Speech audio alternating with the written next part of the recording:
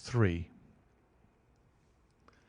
I slept at Baker Street that night, and we were engaged upon our toast and coffee in the morning when the King of Bohemia rushed into the room. "You have really got it?" he cried, grasping Sherlock Holmes by either shoulder and looking eagerly into his face. "Not yet." "But you have hopes?" "I have hopes." "Then come. I am all impatience to be gone." "We must have a cab." "No, my brougham is waiting." "Then that will simplify matters." We descended and started off once more for Briony Lodge. "Irene Adler is married," remarked Holmes. "Married? When?" "Yesterday." "But to whom?" "To an English lawyer named Norton."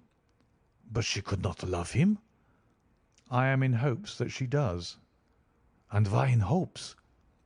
"Because it would spare your Majesty all fear of future annoyance. If the lady loves her husband, she does not love your Majesty. If she does not love your Majesty, then there is no reason why she should interfere with your Majesty's plan." "It is true. And yet, well, I wish she had been of my own station. What a queen she would have made!"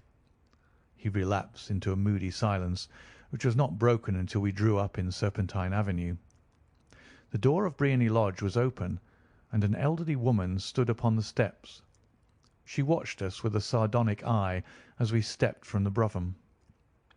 "Mr. Sherlock Holmes, I believe," said she. "I am Mr. Holmes," answered my companion, looking at her with a questioning and rather startled gaze. "Indeed. My mistress told me that you were likely to call. She left this morning with her husband by the 5:15 train from Charing Cross for the Continent." "What?" Sherlock Holmes staggered back, white with chagrin and surprise. "Do you mean that she has left England?" "Never to return." "And the papers?" asked the King hoarsely. "All is lost." "We shall see." He pushed past the servant and rushed into the drawing-room, followed by the King and myself. The furniture was scattered about in every direction, with dismantled shelves and open drawers, as if the lady had hurriedly ransacked them before her flight. Holmes rushed at the bell-pull, tore back a small sliding shutter, and, plunging in his hand, pulled out a photograph and a letter. The photograph was of Irene Adler herself in evening dress. The letter was superscribed to Sherlock Holmes, Esquire, to be left till called for. My friend tore it open, and we all three read it together. It was dated at midnight of the preceding night, and ran in this way: "My dear Mr. Sherlock Holmes, you really did it very well. You took me in completely. Until after the alarm of fire I had not a suspicion. But then, when I found how I had betrayed myself, I began to think. I had been warned against you months ago. I had been told that if the King employed an agent it would certainly be you, and your address had been given to me. Yet with all this you made me reveal what you wanted to know. Even after I became suspicious, I found it hard to think evil of such a dear, kind old clergyman. But you know, I have been trained as an actress myself. Male costume is nothing new to me. I often take advantage of the freedom which it gives. I sent John, the coachman, to watch you, ran upstairs, got into my walking clothes, as I call them, and came down just as you departed. Well, I followed you to your door, and so made sure that I was really an object of interest to the celebrated Mr. Sherlock Holmes. Then I rather imprudently wished you good night, and started for the Temple to see my husband. We both thought the best resource was flight, when pursued by so formidable an antagonist. So you will find the nest empty when you call to-morrow. As to the photograph, your client may rest in peace. I love and am loved by a better man than he. The King may do what he will without hindrance from one whom he has cruelly wronged. I keep it only to safeguard myself, and to preserve a weapon which will always secure me from any steps which he might take in the future.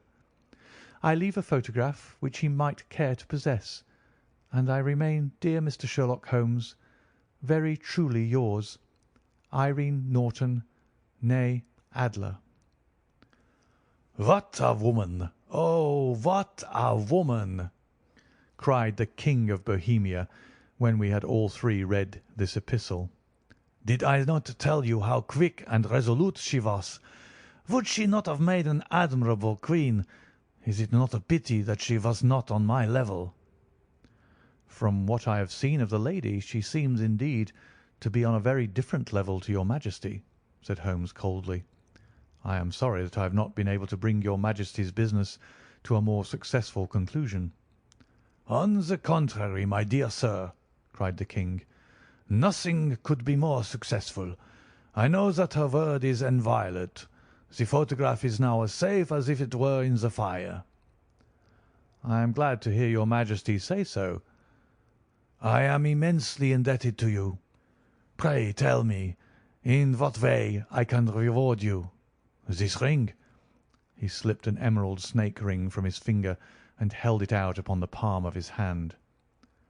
"Your Majesty has something which I should value even more highly," said Holmes. "You have but to name it." "This photograph." The King stared at him in amazement. "Irene's photograph?" he cried. "Certainly, if you wish it." "I thank you, your Majesty. Then there is no more to be done in the matter. I have the honour to wish you a very good morning." He bowed, and turning away without observing the hand which the King had stretched out to him, he set off in my company for his chambers. And that was how a great scandal threatened to affect the kingdom of Bohemia, and how the best plans of Mr. Sherlock Holmes were beaten by a woman's wit. He used to make merry over the cleverness of women, but I have not heard him do it of late, and when he speaks of Irene Adler, or when he refers to her photograph, it is always under the honourable title of the woman. End of A Scandal in Bohemia.